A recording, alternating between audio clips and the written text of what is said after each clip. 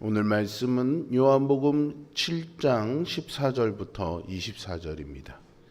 요한복음 7장 14절부터 24절입니다. 이미 명절의 중간이 되어 예수께서 성전에 올라가사 가르치시니 유대인들이 놀랍게 여겨 이르되, 이 사람은 배우지 아니하였거늘 어떻게 글을 아느냐? 예수께서 대답하여 이르시되, 내 교훈은 내 것이 아니요 나를 보내신 이의 것이니라. 사람이 하나님의 뜻을 행하려 하면 이 교훈이 하나님께로부터 왔는지 내가 스스로 말함인지 알리라. 스스로 말하는 자는 자기 영광만 구하되 보내신 이의 영광을 구하는 자는 참되니 그 속에 불의가 없느니라. 모세가 너희에게 율법을 주지 아니하였느냐? 너희 중에 율법을 지키는 자가 없도다. 너희가 어찌하여 나를 죽이려 하느냐? 당신은 귀신이 들렸도다. 누가 당신을 죽이려 하나이까? 내가 한 가지 일을 행하매 너희가 다 이로 말미암아 이상히 여기는도다. 모세가 너희에게 할례를 행했으니 그러나 할례는 모세에게서 난 것이 아니오 조상들에게서 난 것이라. 그러므로 너희가 안식일에도 사람에게 할례를 행하느니라. 모세의 율법을 범하지 아니하려고 사람이 안식일에도 할례를 받는 일이 있거든. 내가 안식일에 사람의 전신을 건전하게 한 것으로 너희가 내게 노여워하느냐? 외모로 판단하지 말고 공의롭게 판단하라. 아멘. 앞서 우리가 요한복음 1장 14절에서 본 것처럼 예수님은 말씀이 육신이 되어서 우리 가운데 오신 분입니다. 따라서 예수님을 믿고 따르는 성도는요, 말씀 안에 거하면서 말씀이 인도하는 대로 살아가야 됩니다. 쉽게 말하면 예수님이 말한 대로 살아야 하는 것이죠. 오늘 본문은요, 누구보다도 말씀대로 살고 있다고 자부하고 있지만 사실은 자기 이익을 위해 살았던 유대인들의 모습을 통해서 우리에게 말씀 안에 깨어있는 삶을 살고 있는지를 묻고 있습니다. 사실 오늘 우리는요, 마음만 먹으면 성경에 대해서 배우고 또 들을 수 있는 기회가 참 많습니다. 그런데 성경을 이성적으로만 따지면서 토론만 한다면 성경에 대한 지식은 늘 수 있겠지만 하나님의 말씀으로서 성경의 생명력과 풍부함은 체험할 수 없을 것입니다. 그렇다면 성도가 하나님의 말씀의 생명력과 풍성함을 누리기 위해서는 어떻게 해야 하는 것일까요? 유대인들은 율법을 생명처럼 중시했고 율법을 철저히 배우고 지키기 위해서 노력했습니다.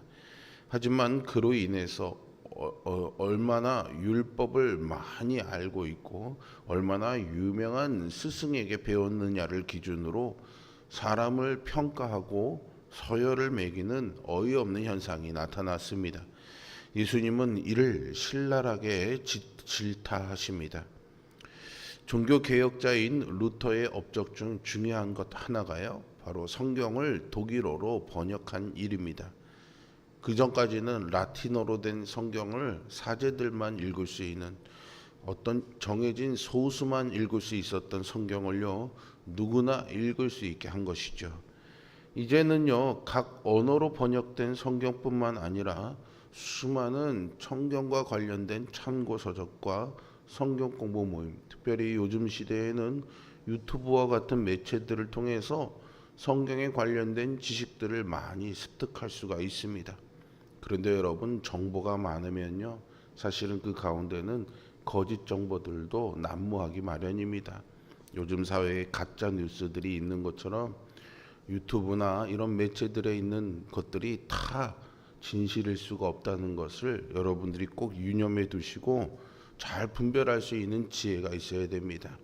정 모르면은 목회자들에게 이것을 물어보고 확인을 하고 그런 내용들을 한번 보시는 것이 좋다라는 생각입니다. 아무튼 이 성경의 지식들이 여러 방법으로 우리 성도들이 얻을 수 있게 되었지만 그렇다고 해서 그 성경의 지식이 우리를 더 깊은 신앙으로 인도한다고 착각해서는 안 됩니다.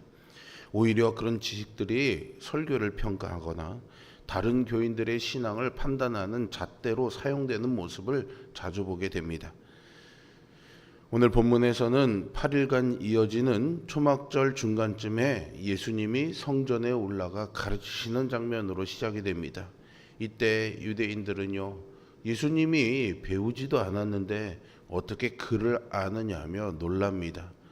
이는 유명한 랍비에게서 배운 경력이 없는, 즉 특별한 학벌이 없는 사람이 뛰어난 학식을 가지시고 탁월하게 가르치시는 모습을 보고 놀랐다는 것입니다.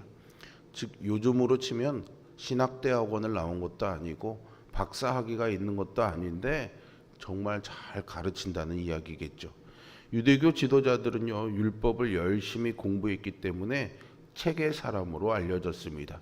그 책은 바로 율법을 말하는 거겠죠. 그들에게 학문적인 배경은 곧 말의 권위를 부여하는 기준이 되었습니다. 즉 어떤 전문 분야에서 박사가 말하는 것과 그냥 일반인이 말하는 것의 권위가 다른 것처럼 말이죠. 그런데 예수님은요, 그런 권위를 인정받을 만한 어떤 교육도 받지 못하셨지만 그분이 전하는 말씀은 모든 사람을 놀라게 했습니다.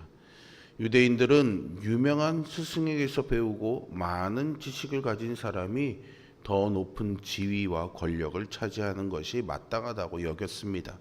그래서 그들에게는 어느 유명한 랍비에게서 배웠느냐가 중요하고 스승의 명성으로 자신을 얼마나 돋보이게 하느냐가 중요했습니다.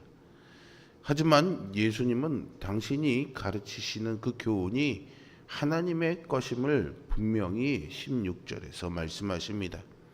그리고 이어지는 18절에서 예수님의 가르침은 하나님께 영광을 돌리는 것이 목적이기에 근본부터 이 말씀의 권위는 차이가 날 수밖에 없었습니다.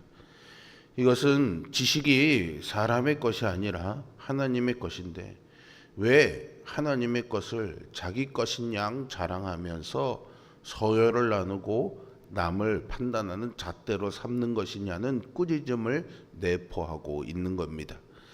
우리나라에서도요, 학벌을 중시하고 지위를 우선하는 문화가 심각한 폐해를 낳는데 그리스도인들이 이러한 세상의 문화 속에서 하나님 나라의 가치관으로 변화를 일으켜야 합니다. 당시의 랍비들은요, 지식을 뽐내고 파벌을 만드는데 골몰했습니다. 그러니 그들의 교훈 중에는 하나님께 순종하는 삶과는 아무런 관련이 없는 것들이 많았습니다. 예수님은 어떤 교훈이 참인지 거짓인지를 알기 위해 유명한 랍비를 찾아갈 필요가 없으며 하나님의 뜻을 행하면 알 수 있다라고 17절에서 말씀하시죠. 그리고 자기 영광을 구하지 않고 하나님의 영광을 구하는 자의 가르침은 참되고 불의가 없지만 유대인들은 자기 영광만 구한다며 꼬집으십니다. 그들은 율법을 중요하게 여기는 척했지만 실제로는 율법을 어기면서 오히려 의인인 예수님을 죽이려고 했습니다. 그러나 유대인들은 자기들이 도대체 어떤 문제를 가지고 있는지도 알지 못한 채 예수님이 귀신에 들려서 헛소리한다고 비난합니다. 이처럼 말로만 하나님의 뜻을 이야기할 뿐 실천하지 않으면 무엇이 진리인지 누가 진리를 가르치는지 분별할 수가 없습니다. 진리는 그것을 실천하려고 노력하는 자의 것이지 학문적인 연구로 하는 자의 것이 아님을 알 수 있습니다. 예수님은 이전에 행하신 일을 예로 들어서요, 유대인들이 얼마나 무지한가를 드러내십니다. 예수님은 이전에 행하신 한 가지 일 때문에 유대인들이 자기를 이상하게 여긴다 하시는데 이것은 바로 앞서 38년 된 병자를 고치신 사건을 가리키고 있습니다. 그 사건으로 인해서 유대인들의 살해 위협이 계속되었기에 예수님은 갈릴리에 머무셨습니다. 예수님은 안식일에 할례도 시행하는데 안식일에 사람을 고쳐주는 게 뭐 그렇게 노여하고 죽이려고 하는, 그렇게 할 만큼 율법을 지키려는 태도냐라고 항변하십니다. 그리고 외모가 아니라 공의로 판단해야 한다는 성경의 일관된 가르침을 되새기게 하시죠. 참된 지식과 지혜가 없으면 눈에 보이는 현상으로만 판단하게 됩니다. 우리는 온전한 지혜 위에 서서 이런 어리석은 태도에 빠지지 말아야 합니다. 유대교 지도자들은 안식일을 범하고 하나님을 모독했다는 이유로 예수님을 죽이려고 했습니다. 그것이 율법을 잘 지키는 거라고 생각한 거죠. 그러나 예수님은 부자 청년과의 만남에서 율법의 목적을 가르쳐 주셨습니다. 그것은 계명을 다 지켰다는 자랑거리를 내세우기 위한 것이 아닙니다. 하나님의 뜻을 행함으로 주께 영광 돌리기 위한 것이죠. 예수님은 이를 설명하시기 위해 유대교 지도자들에게 너희 중에는 율법을 지키는 자가 없도다라고 도발하신 겁니다. 그들은 율법을 범했다는 죄목으로 예수님을 죽여서 자신들의 거룩함을 과시하려고 했습니다. 그러나 그들은 마음속으로는 예수님을 미워하고 죽이려고 하고 있었기에 살인하지 말라는 율법의 계명을 범하고 있었던 것이죠. 즉 겉으로는 율법을 지키는 척하고 있었지만 사실은 율법을 범하고 있었던 것입니다. 이것은 우리에게 아주 중요한 경각심을 줍니다. 우리의 입술로는 늘 하나님의 말씀을 따른다고 하지만 실제로 우리의 마음은 그렇지 않을 수도 있다라는 것이죠. 유대인들은 또한 안식일에 할례를 주는 것은 사람의 육신과 영혼을 구원하는 일이라고 여기고 안식일법의 예외 사항으로 허용하고 있습니다. 그런데도 예수님이 병자를 고쳐주신 일은 예외가 될 수 없다고 분노하고 있는 것이죠. 아전인수격인 그런 태도라고 할 수 있습니다. 예수님은 그것이 진정 하나님의 공의로 판단하는 것인지 되물으시고 유대교 지도자들의 교만과 외식을 꼬집고 계시는 겁니다. 보이는 것을 보이는 대로 판단하는 것은 쉽습니다. 무슨 일이든 속 사정까지 꿰뚫어 보려면요, 지혜가 필요하고요, 그 사정을 들어보는 귀가 필요한 거죠. 그 사정을 이해하려는 마음이 필요한 겁니다. 하물며 세상의 일을 하나님의 뜻으로 바꾸어내는 일에 더 큰 지혜가 필요하지 않겠습니까? 더 큰 하나님의 말씀을 들으려는 귀의 열림이 필요한 겁니다. 더 넓은 마음의 열림이 필요한 것이죠. 주님의 말씀이 삶에서 온전히 이루어지도록 우리가 구해야 될 것이 바로 이것입니다. 성령을 통해 주시는 지혜, 들을 수 있는 귀를 달라고, 그리고 그 말씀을 마음에 품고 살아갈 수 있는 거룩한 마음의 성소를 만들어 달라고 이 시간 주님께 구하시기를 바랍니다. 말씀과 가까워지는 것은 말씀에 대한 지식이 많아지는 것과 같지 않습니다. 말씀에 대한 많은 지식은 다른 이와 자신을 구분짓는 교만의 원인일 수 있습니다. 말씀의 본질을 깨닫는 지혜가 있을 때 주님께 영광 돌립니다. 성도는 말씀 안에 깨어 살아감으로 이 주님의 사명을 이루어야 하는 것이죠. 그러니 말씀을 안다는 것은 중요한 일입니다. 말씀을 배우고 묵상하고 연구하는 일을 소홀히 하라는 말이 아닙니다.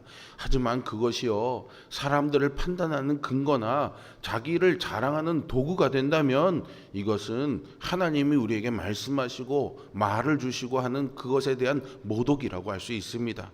우리는 오로지 순종하기 위해, 주님의 마음을 더 이해하기 위해, 예수님을 닮아가고 다른 이들을 섬기기 위해 말씀을 읽고 묵상해야 하는 것이죠.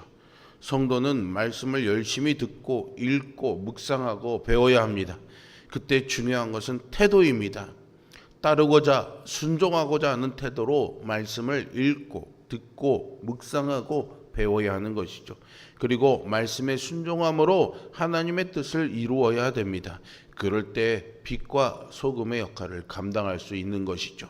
오늘 이 시간, 또 여러분의 살아가는 오늘 하루의 시간, 하나님께서 말씀하실 때 그 말씀을 듣고 배우고 할 때 순종하고자 하는 마음으로 귀를 열고 그 말을 마음에 품고 따르며 오늘도 주님과 동행하시고 하나님께서 주시는 그 말씀의 능력으로 세상의 소금처럼 빛처럼 살아가시기를 주님의 이름으로 축복합니다. 기도하겠습니다. 거룩하시고 살아계신 아버지 하나님, 오늘도 말씀이 육신이 되신 것처럼 연약한 우리들, 하나님의 말씀을 들을 자격도 없는 아둔하고 어리석은 우리들에게 하나님의 말씀을 듣게 하는 은혜 허락하여 주시니 감사를 드립니다. 인간의 언어로 눈에 보이는 것으로 우리가 하나님의 말씀을 접하지만 성령님의 도우심을 구합니다. 우리의 영혼의 귀가 열리게 하여 주시고 우리의 마음이 열리게 하여 주시어서 그 말씀이 생명이 되어 내 안에 담겨지게 하여 주시고 그 넘치는 생명력으로 인해 우리가 이 말씀에 순복함으로 살아가게 하여 주시옵소서. 나를 향한 잣대로 삼게 하여 주시고 남을 향한 판단의 잣대로 삼지 않게 하여 주시옵소서. 오늘 이 말씀대로 살아갈 때에 도우시는 주님의 은혜를 경험하게 하여 주시옵소서. 예수 그리스도의 이름으로 기도합니다. 아멘. 하늘에 계신 우리 아버지, 아버지의 이름을